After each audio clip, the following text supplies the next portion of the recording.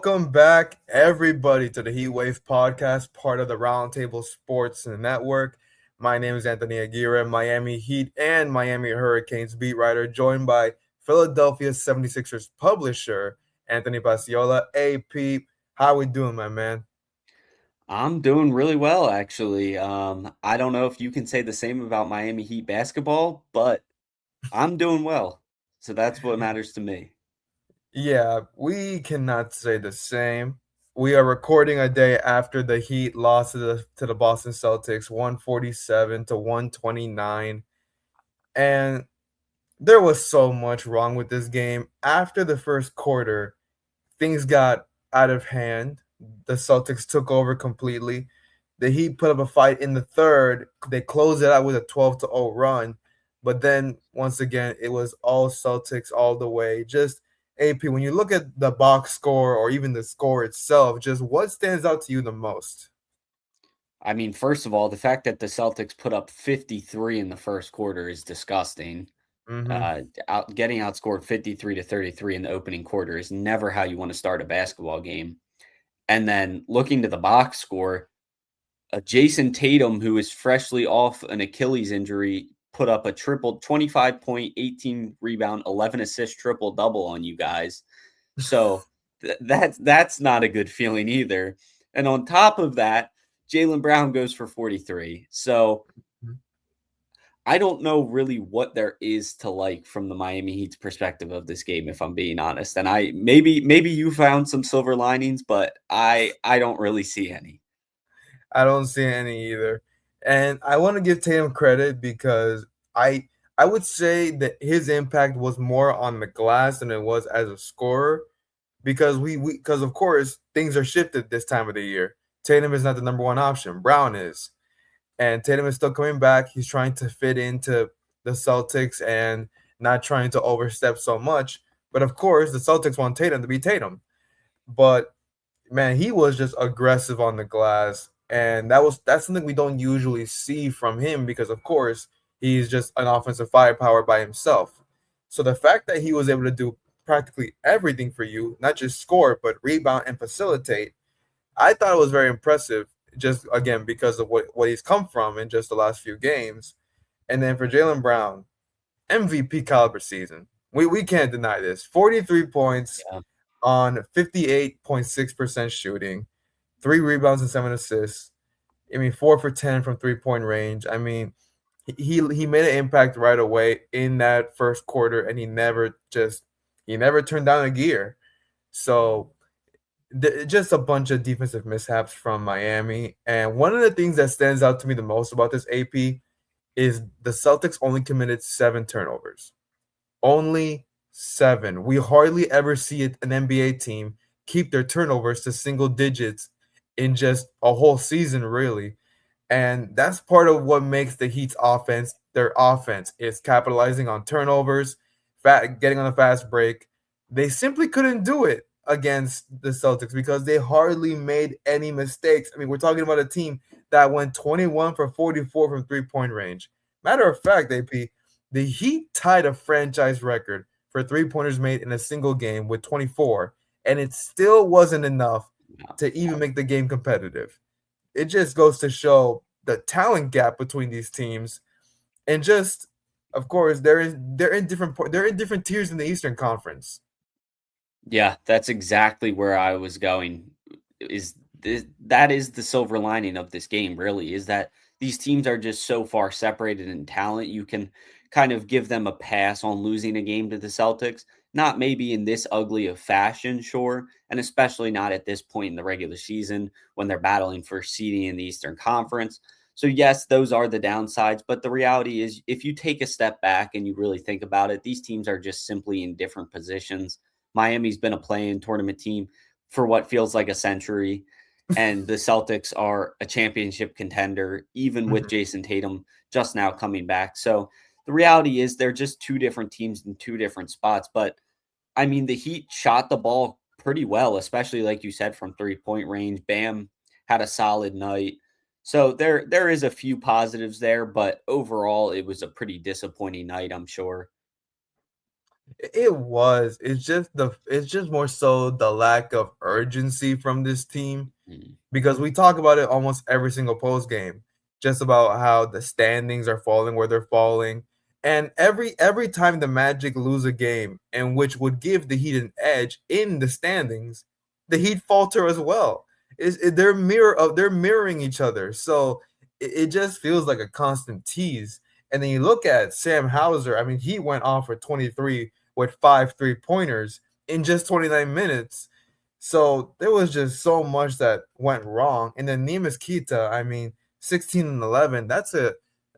I followed him when he was in Sacramento. So I'm not surprised by this, but he's just been a force all season. And you just wonder, okay, we gotta face reality. The Heat are gonna be in the play-in again.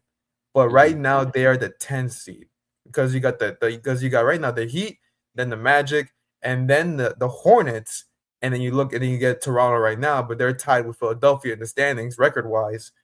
So you can't fall further. We can say that they can't fall any further, but it's just not looking too good in terms of having that momentum going into this situation. Yeah, I almost question if they would rather end up a lottery team than I know many Heat fans would. yeah, and I don't disagree with them in all honesty. What are you making the playoffs for? To get bounced in a sweep or a gentleman's sweep to the Celtics or the Pistons? Like, Mhm.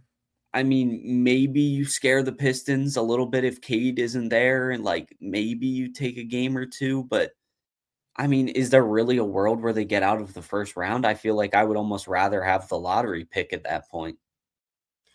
You would almost want the lottery pick because at least you're guaranteed somewhat of a generational talent. We all know that this class is expected to be loaded, Yeah. and there's still ways to go. There's still some players who have not declared yet, but it's just not looking too good right now for the Heat.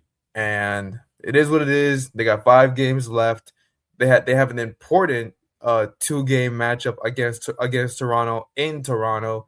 That will be very meaningful in the standings. That's the only matchup really that matters significantly in terms of tiebreakers.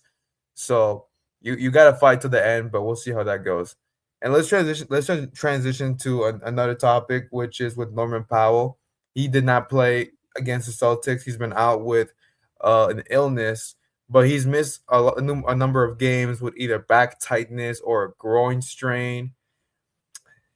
AP Powell is eligible for a 4-year, $128.5 million contract.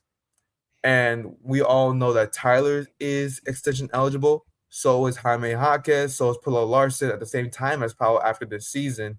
Obviously, Terry's contract is set to expire, if not be waived, whatever the case may be in that situation. The Heat do have his bird rights, so that means they can go over the cap to re-sign him. But at 32 years old, not saying he gets this max because it's highly unlikable he gets a kind of max contract at this point of his career. Do the Heat actually make the efforts to re-sign him after this season? I think it all comes down to what your plan is with Tyler. I don't think you keep both of them around. I've been super critical of that duo before. Mhm. So that's not going to change my opinion here. I think you either re-sign one or the other and then potentially look to trade whoever you re-sign.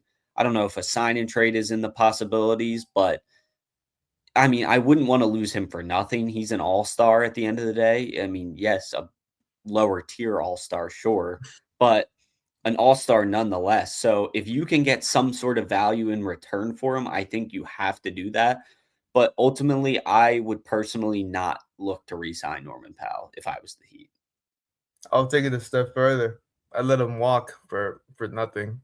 I would because I don't think you're gonna get anything significant for a 32-year-old all-star who maybe has a good 4 to 5 years left in this league. I I just don't see it, and I already have strong feelings about Tyler. And with Norman, you're seeing that when Tyler comes back, obviously he's not playing to the level that he was to start the year. And he's simply not a good defender. It's so difficult to justify that and to pay a guy a huge contract again, like just at this point in his career, it just feels like we're being tied to something that we shouldn't be, and we're putting the organization in a tough spot in the future. So I would say just let him walk for nothing. And if Wiggins does end up picking up his player option, I'll look to trade him right away. And then for guys like Tyler, I would definitely look to trade him as well. That's another discussion for another time. But for Powell, I would let him walk for nothing, honestly. Yeah, I think that's fair. I think if nothing else, Tyler is 6 years younger, and that can be ultimately the deciding factor of who you bring back. So, if nothing else, take that point away from this conversation that he's 6 years younger. And yeah, Tyler might ask for more money, but ultimately, Mhm. a 36-year-old Norman Powell, I don't have high expectations for if he does get a 4-year contract. Exactly, and not even just that, but we're and this has honestly been a spiral for the last couple of years. The Heat are always in the mix for a superstar. They want to keep their books clean, and I don't know. I'm not bought into that kind of stuff anymore after with Giannis this past trade deadline, so I'm kind of tapped out on that. But when you look at a guy like Bam, he's 20. I think he's 28. He's in the prime of his career, and you're not playing meaningful basketball anymore. So you kind of wonder, where does his future lie? I mean, he's not a very like he's not a superstar that comes with like too much ego or character, if that makes sense. But you definitely need to worry about surrounding him with talent to compete. Otherwise, he might just force his hand next season the same way Jimmy did. But we'll see how we get there when we get there. And speaking of Bam, AP, after the loss against Boston, Bam mentioned how he notices that Tatum is still out of game shape, and yet he still put a triple double on us. So, AP, when you hear something like that, when you hear obviously those two go way back, they're friends, they're part of the same draft class, they have a lot of history together, and of course they're familiar with each other's game. They know what they both accomplished in this league, but when you are saying that a guy who obviously just came back from an Achilles tendon is out of game shape and he still put a triple double, does that say more about just how good Tatum is, or does that just say how bad the Heat's defense was? Like, was it a backhanded compliment type of thing where it's like, "Oh, like, this It isn't even it was like a Tatum's funny yeah, ceiling?" it was like a funny gesture because of course those guys are friends, but even Right. then still, I mean, it is fair to say that Tatum is not in the best game shape because he did just come Sure. back. Yeah, yeah, like, I do think that speaks a lot about Jason Tatum as a player. I mean, just last year, there were serious conversations about, is he a top 5 player in the NBA? Obviously, he's not at that point right now, but the fact that he's putting up triple doubles at not 100% is speaks a lot to him, and Bam saying that, like, you just got dropped off by, like, 20, like, do you really need to do that? I get you guys are friends, but, like, really? Um, um, it just says how bad that Heat defense was that night, man. I Yeah. mean, it's And Bam, business. you're supposed to be the leader of this Heat defense. That Mhm. should and you're the center. You're allowing 18 rebounds to a forward. That is true. Oh gosh, not you put it in that perspective. Yeah, but Bam has so much to worry about every single night. I mean, you had a good, like, yeah, you had 6 players in double figures, and obviously it still wasn't enough. This is the first time we see Davion Mitchell. Oh my gosh, go off for a good 21 points, and he shot 50% from 3 point range. Still wasn't enough. I mean, it's hard to say that it gets better from here because I can't because again they cannot drop any lower than the 10th seed. That's official. because the Bucks are out of the playoff contention. So Right. you can't fall any further. But okay, AP, you face Washington on Saturday. Tuesday and Thursday you face Toronto at Toronto, and then you close the seat. You close you close at home. No, excuse me. Then Friday at Washington, and then you close the season at home against Atlanta. Should that span be enough to even have a fighting chance to get out of the play-in? I think they're a sure in for the play-in tournament, if I'm being honest. I don't know how high they can get. Maybe they can push their way up to 8, but I don't think they end up any higher than the play-in tournament. I think they're a sure in. The Bulls, the Hawks, and the Heat are supposed to be the play-in friends. And the Bulls have left and the Hawks are seemingly going to leave too, but the Heat are sticking around, I think. I mean, who doesn't love tradition? But when you look at this, when you look at that span, AP, do you see them at least catching a rhythm? Because outside of Toronto and maybe Atlanta, if you want to consider it, but then again, in my opinion, I mean, yeah, they've caught fire, but they've also have had their downward stretches. Like, do you see this being a schedule that he can close on a good note? I think the 2 games against Washington will really help. You said they play them twice, correct? Yes. Yeah, playing Washington twice is huge, I think, for finding some momentum, especially if Norman Powell is able to play both of those games against Washington. I don't know what his timeline is for return, No one but does. okay. But if the Heat are at full strength for those 2 games, I think that'll really help them get in a flow. And then Toronto, all of their last 5 games are winnable, which is a great thing to say. Like for the 76ers, they have to see the Pistons, the Spurs, the Timberwolves. They have a much harder path, and they've been catching a little bit of a rhythm as of late as well. But I would much rather go into the play-in or the playoffs with the Heat schedule rather than a team like Philadelphia's remaining schedule. I agree. I agree with that term. These are winnable games, but we've also seen the Heat lose winnable games. Sure. Not even just this season, but in the past 5 years. So this is hard to say that we have any hope.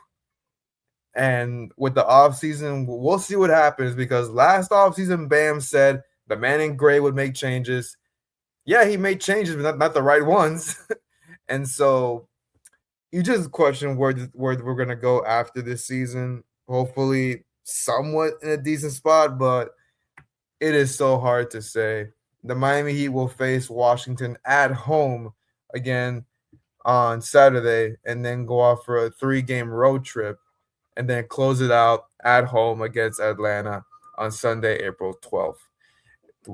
This is the latest of the Heatwave podcast, part of the Roundtable Sports Network. My name is Anthony Aguirre, here with my boy AP, Anthony Pasciolla, and we will see you again next time.